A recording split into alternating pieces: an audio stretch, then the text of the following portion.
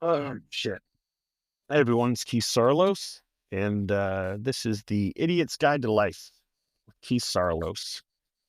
And today is a weird episode. I just got back in my truck. It's right around 3 o'clock. I'm going to be heading over to my son's water polo game in a minute, and that'll be a nice distraction. But right now is the night before or afternoon before our first harvest of the year at Windmill Ranch. It's going to be a light harvest, not a big day, just kind of stretching it out, getting ready for the big long haul nights. Only picking a few tons tomorrow morning, starting right about, I don't know, 4 a.m., which means I'll get up at about 2. In all honesty, I probably won't sleep, but that's what this is. And this represents the 26th harvest, which is pretty exciting, which is really exciting. And this puts me in a pretty nostalgic mood, strangely enough.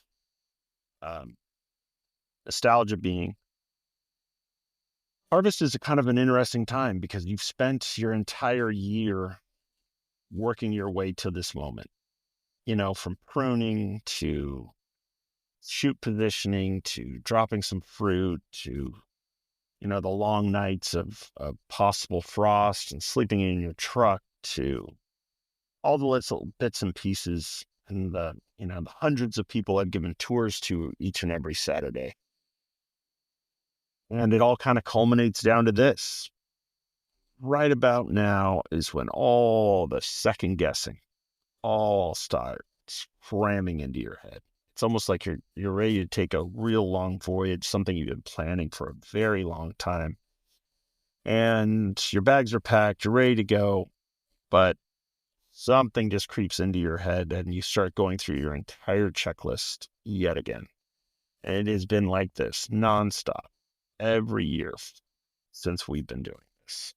So today, uh, you know, in preparation for today, in preparation for this imminent birth, if you will, I'm as nervous as I was the day before the due date of both of my kids. I mean, that nervous energy of, do we have everything right? What could go wrong? Have I planned this just right? Has the route changed to the hospital? All those bits and pieces that you keep going through over and over and over in your mind, double checking, triple checking, doing everything you possibly can to hopefully have nothing go wrong. Because something inevitably will. And today is the last day that you can figure out what it is that you missed previous to tomorrow. So a quick little checklist of everything that we've done. We've checked bins, we've gotten the bits ready, we've gone over them, we've cleaned them, we've done that. To the checking the air pressure on every single tire, looking for nails. We changed the oil on both of the tractors. We hooked up all of the harvest trailers and went through all of the lights, bought new fuses just in case a fuse is going to break, because when you've been doing this for 26 years, everything has gone wrong at least once. And now I'm at the age where, since everything has gone wrong and I've experienced those things going wrong, what I'm doing now is remembering every one of those experiences and trying to mitigate the disaster that it could be. And in all honesty, we've never not had a harvest. We've never not completed a harvest. We've never had something go wrong that stopped us dead in our tracks. We always saunter on, but you want to do it as comfortably and as easily and as straightforward and simple as possible. But that little piece creeps in. And as we were finishing up here today, working with Pedro and Alfonso and kind of double checking, triple checking, triple checking, triple checking, I know what's going to happen. Tomorrow we're going to get out here in the dead of night and fire up the engines, and they're going to start, fingers crossed. And we're going to pick some grapes. We're going to put the grapes we worked all year into a bin and bring them to the winery so we can begin that next process into transforming the body into a soul, and then eventually putting that soul into a bottle so that you can open it with people you love and care about and share it with them. One of the things that I've learned over the last, countless years is that every one of these vintages is uniquely special. Every grape you see on a cluster is like a minute. Every cluster is an hour. Hours turned into days. Days turned into weeks. Weeks turned into months. Months turned into years. And the fact that wine really isn't a beverage. A beverage is something that you make this year's version of last year's, and you want consistency throughout. You want this year's spark plug and the one you made 30 years ago to be exactly the same. But with wine, it's never the same. It's always going to be unique. It's always going to be different. Sometimes we have a lot of rain. Sometimes we have none. Sometimes it's cloudy. Sometimes it's sunny and 105. And as I sit here right now, it's 101 degrees. And all of these vines are putting their last breaths into these grapes to get that ripeness right where we want it, to drop the acid, to bring the sugar level up and have that sense of maturity come into it so that when we pick it, the skins give up all the color. And we have this beautiful moment where everything is just right. And that is the moment we have been working towards all year. And this is the day before that moment begins.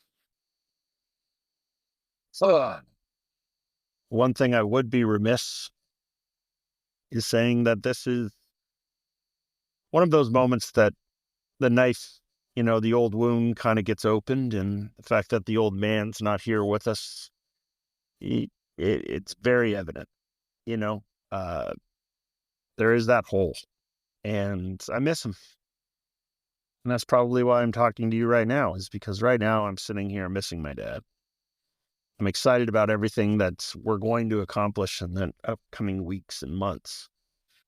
There's a little part of it that feels lonely. It's tough when, the captain of the ship dies. It just is. And you don't, that pain never goes away. You just get stronger. And you learn and you adapt and you get through things. And pretty soon you can, walk on your own 2 feet. And I know we're going to get this harvest accomplished. I'm really looking forward to it. I have that nervous energy rattling inside me like electricity. I know everything's going to go great. But there is that little sense of loneliness. And one of the things that happens during harvest is tomorrow, I guarantee you, we will tell stories as we are working that are stories we've been telling the exact same for 16 years about how this one time this happened. Oh, do you remember this? Oh my gosh, what about this? And that actually is a big part of this harvest aspect. It is just this dance in the future and the past, and it all coalesces into this moment of nostalgia, where you're living a moment that you're going to remember, you're going to talk about in the future, you're going to talk about the past, you're going to talk about where this is going and how exciting it's going to be. And this year's interesting like that. I mean, usually our Sauvignon Blanc harvest is the first one, and Brielle's there, and she was there since she was 5 years old, and working alongside me and my dad and Pedro and Alfonso and Mom being out there and Heather being out there and Cash coming along. And it was just this really beautiful moment of having these small children, dancing around while we were doing something big and being a part of it. And this is the week that Brielle just celebrated her 20th birthday. And she's away at college right now and experiencing her life. And that all kind of came home to roost because as you turn 20, it's kind of your beginning of life, right? You're not a kid. You've got a couple of years under your belt. You're out there making your own decisions, good and bad and indifferent, like we all did. But you are your own main character. And being a dad, you kind of have to accept that. But also as being 20 years old, she has to accept that. And there is a little quiet hole where that little kid running around used to be. But that's the beauty of life. It continuously progresses, as Brielle turned 20 years old. One of the more interesting pieces of that pie is that she is now the age Heather was when we were married. I mean, give me a break. My daughter is now the age my wife was when we were married. That is odd. And that is its own beautiful, unique little thing. And it's a mile marker. So the things I'm talking about right now are not meant to be sad. The sad part is that they're in the past, but the beautiful part is here we are in the future, and we have had those moments. I had 20 plus years of working side by side with my dad in the middle of the night, laughing, joking, telling stories, arguing, fighting out in the dirt, him saying, hey, you got to take this extra fruit, and me saying, no, I don't need it. Him and I, almost wrestling in the dirt many, many times, me thinking I knew what's right, him thinking he knew it was right, and us arguing about every aspect of it. Those are great things. I'm glad they happened. I'm glad I had 20 years side by side with my old man doing a thing that we were both proud of, that we both loved. And in all honesty, it is so bizarre how I found myself right here sitting in this truck, staring at something I've been doing for more than half my life now. And yet it all feels brand new. It has that same nervous energy as the first time we did it.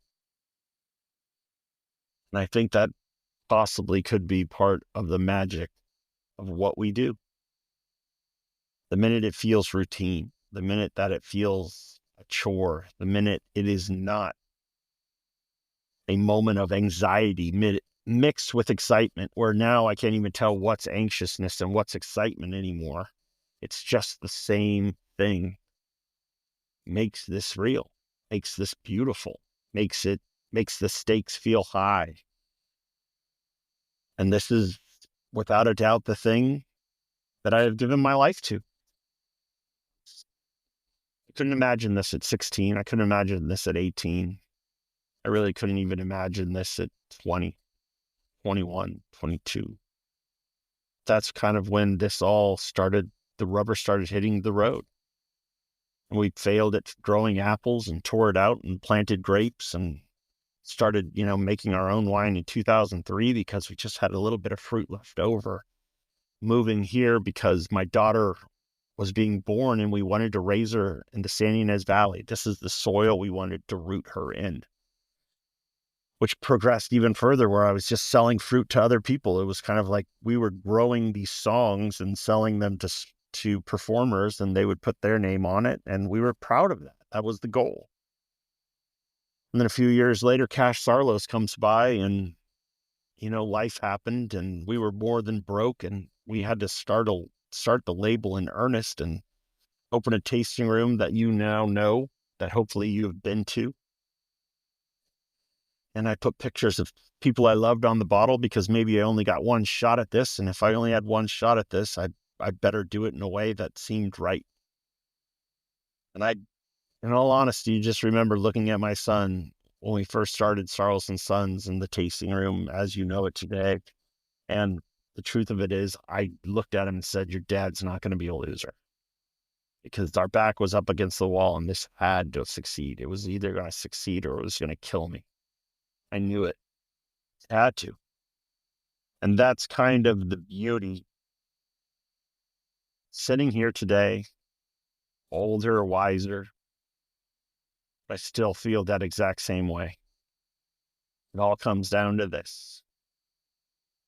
Today, Pedro and I were talking as we were, hooking up trailers and double checking air pressure and using, doing all the little nitty gritty bits and pieces of the little failure points that we want to make sure don't fail.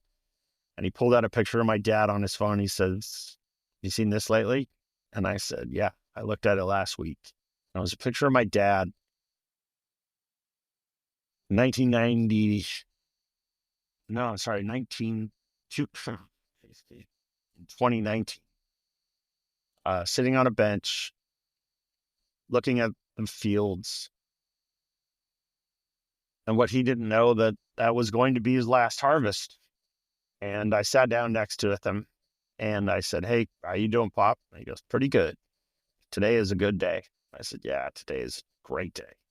We picked our very last grape and he was sitting there looking over it all. And he said, "You know, I hope one day every single one of these grapes goes into a Saarloos and Sons bottle." Because at that point, we still had a couple of people we were selling fruit to. And the next year he was gone. And that next year, I didn't sell one piece of fruit. Took it all. I didn't sell one piece of fruit. Every single grape went into a Saarloos and Sons bottle. I didn't know where it was going to go, but it went. And it was me keeping a promise to that old man. And I didn't know what that meant until, a few years later. And here I am sitting, thinking about him, missing him, picturing him over on the bench I'm looking at right now. Wishing he was here, but also proud that in his absence we have continued. Because the work must continue. And now we give tours out here every Saturday. Brielle's off at college. Cash is about to have a water polo game. I'm still as in love with my wife as I ever have been. More now probably than ever.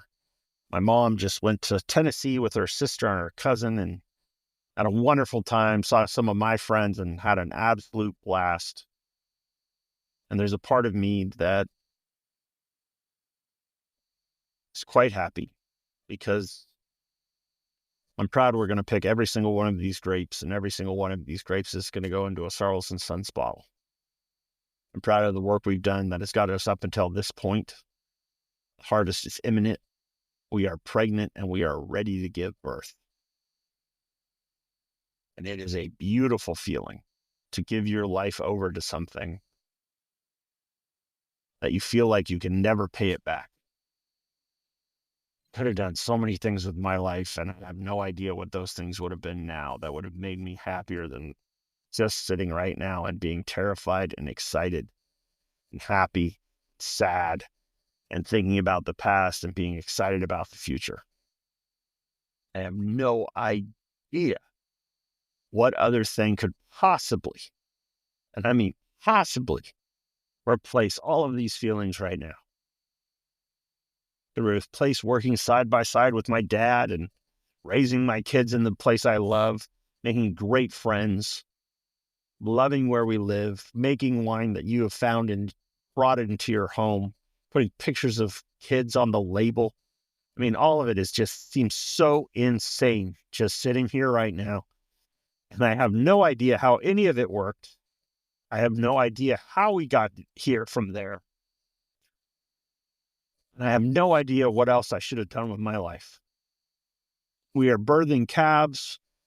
It feels like one is hitting the ground every single day, and it is so exciting, and it is so fun, and it just brings the biggest smile to my face. And I am a ball of energy waiting to explode, and there is zero chance I'm going to be able to sleep tonight. I feel like a kid before Christmas morning. I have no idea what could replace this feeling. And one of my great fears as a kid was not knowing what I was going to do with my life. That I wanted to do something that mattered, something that fulfilled me, something that made me feel great, that made me scared and anxious and everything all at once. I wanted to feel what I felt like first day I ever saw Heather Saarloos. I have been chasing that feeling my entire life because that was like the greatest moment I had ever felt up until that point. And now I want to feel like that every day. And right now, sitting here, thinking about the history of this place, looking at the most photographed hill in Santa Barbara County, the most photographed vineyard in Santa Barbara County used to be an apple orchard. It is a failed apple orchard. And 25 years later, it's now the most photographed vineyard in Santa Barbara County. Holy shit. What a wild ride. Here I am, a little older, a little wiser. I've made enough mistakes to know what to do, but we're constantly pushing it forward. I'm very excited about this harvest. I'm very excited about this vintage, and it'll find its way into your home in about 4 years from now. Brielle will be graduated from college, and Cash will be a sophomore. Wine is like living in the past, the present, and the future all at once. It is such an unbelievable feeling.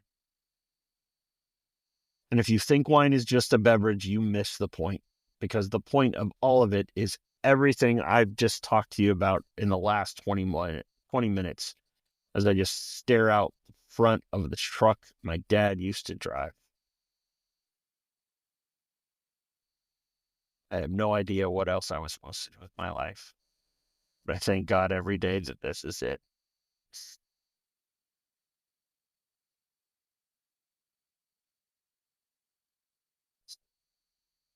I can't wait to pick these grapes. Talk to you soon.